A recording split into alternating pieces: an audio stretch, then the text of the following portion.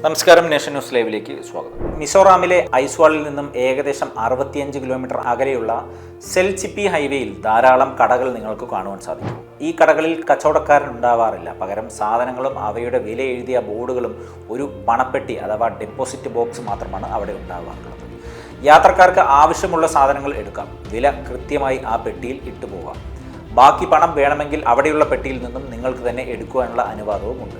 ഈ രീതിയെ ങാലൗദാൻ എന്നാണ് വിളിക്കാറുള്ളത്.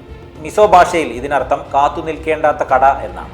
മിസോ സംസ്കാരത്തിൻ്റെ അടിസ്ഥാന ശിലയായ ടിംനെ എന്ന തത്വശാസ്ത്രത്തിൽ നിന്നുമാണ് ഈ വിശ്വാസം ഉടലെടുത്തത്. മറ്റുള്ളവർക്ക് വേണ്ടി ജീവിക്കുക, സത്യസന്ധത പുലർത്തുക, സ്വാർത്ഥതയില്ലാതെ പെരുമാറുക എന്നതെല്ലാമാണ് ഇതിൻ്റെ അർത്ഥം. കർഷകർക്ക് തങ്ങളുടെ വിളകൾ വിൽക്കുവാൻ പകൽ മുഴുവൻ കടയിലിരിക്കുവാൻ സമയമില്ലാത്തത് കൊണ്ടാണ് ദശകങ്ങൾക്ക് മുമ്പ് ഇത്തരമൊരു രീതി അവിടെ ആരംഭിച്ചത്. അവർ കൃഷിപ്പണിക്ക് പോകുമ്പോൾ വഴിയരികിൽ സാധനങ്ങൾ വയ്ക്കും. വൈകുന്നേരം ചെന്ന് പണമെടുക്കുകയും ചെയ്യും. ഇന്നുവരെ ഈ കടയിൽ നിന്നും പണമോ സാധനങ്ങളോ ഒന്നും മോഷണം പോയതായി റിപ്പോർട്ട് ചെയ്തിട്ടില്ല.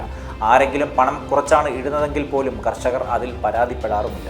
പച്ചക്കറികൾ, പഴങ്ങൾ, ഉണക്കമീൻ, കുപ്പിവെള്ളം, വനവിഭവങ്ങൾ എന്നിവയാണ് പ്രധാനമായും ഇവിടെ വിൽക്കുന്നത്. മിക്കപ്പോഴും കരിക്കട്ട അഥവാ ചാർക്കോൾ ഉപയോഗിച്ച ഒരു മരപ്പലകയോ കാർഡ്ബോർഡിലോ ആയിരിക്കും വില എഴുതിയിട്ടുണ്ടാവുക. പ്ലാസ്റ്റിക് കവറുകൾക്ക് പകരം മുള കൊണ്ടും ഇലകൾ കൊണ്ടും നിർമ്മിച്ച പാത്രങ്ങളാണ് പലപ്പോഴും സാധനങ്ങൾ വയ്ക്കുവാനായി ഇവർ ഉപയോഗിക്കുന്നത്.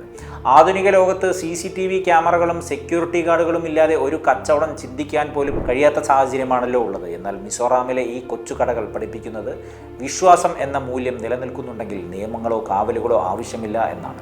മനുഷ്യബന്ധങ്ങളിലെ വിശ്വാസത്തിൻ്റെ ഏറ്റവും വലിയ ഉദാഹരണമായി ഇതിനെ കണക്കാക്കാം.